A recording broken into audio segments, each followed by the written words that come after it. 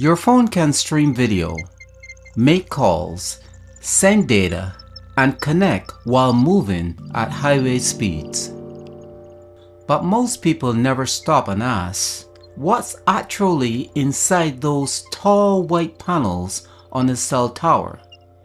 Because they aren't just simple antennas. Inside, there may be multiple antenna elements.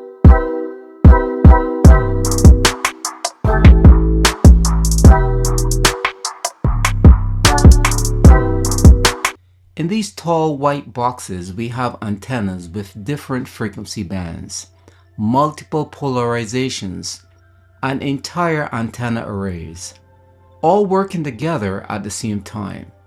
And once you understand that, modern cellular networks start making a lot more sense. But before we open one of these antennas up, there's something important to understand. Cellular networks are built by dividing large geographic areas into smaller coverage regions called cells.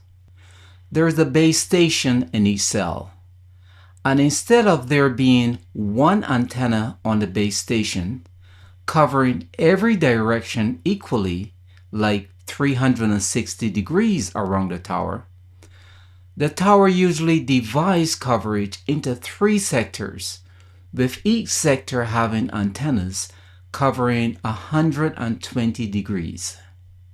That allows millions of phones to share the network efficiently. When most people look at a cell tower, they see this: large white panels mounted high above the ground. But those panels are usually radomes, a protective outer cover that hides the real antenna system inside. And inside, things get much more interesting.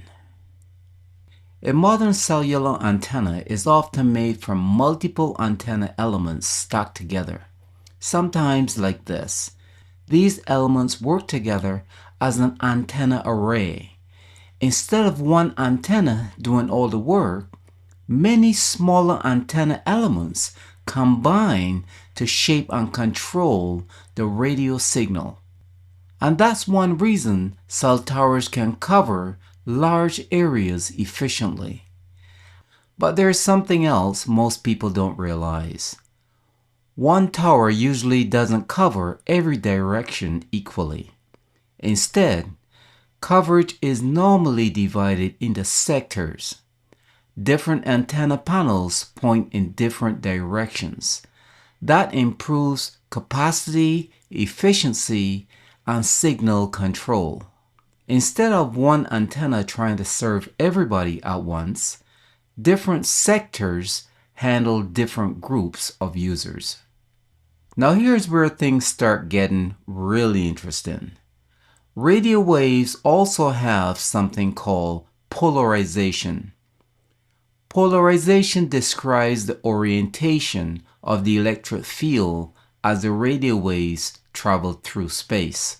For example, some antennas use vertical polarization, others use horizontal polarization. But modern cellular systems commonly use something different: slant polarization. It's not vertical or horizontal, it is slanted. It is slanted plus 45 degrees and minus 45 degrees. And this is something that confuses many people.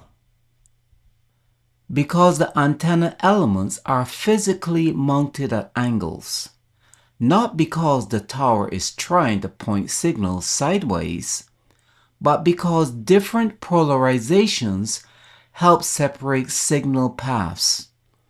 This improves signal reliability, reduces interference, and allows multiple signals to operate more efficiently at the same time.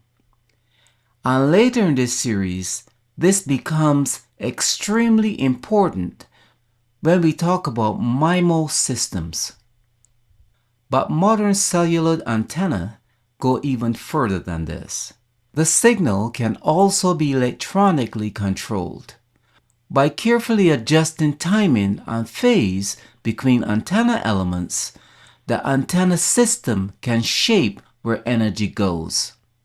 This is the beginning of beamforming and phase array technology.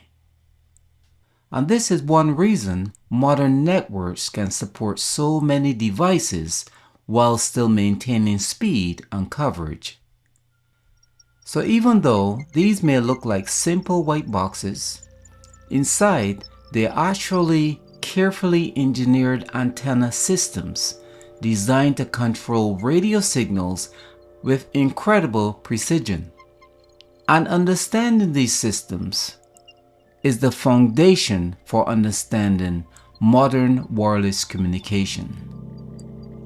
In the next video, I'll show you why cell towers divide coverage into sectors and how that dramatically increases network capacity and efficiency.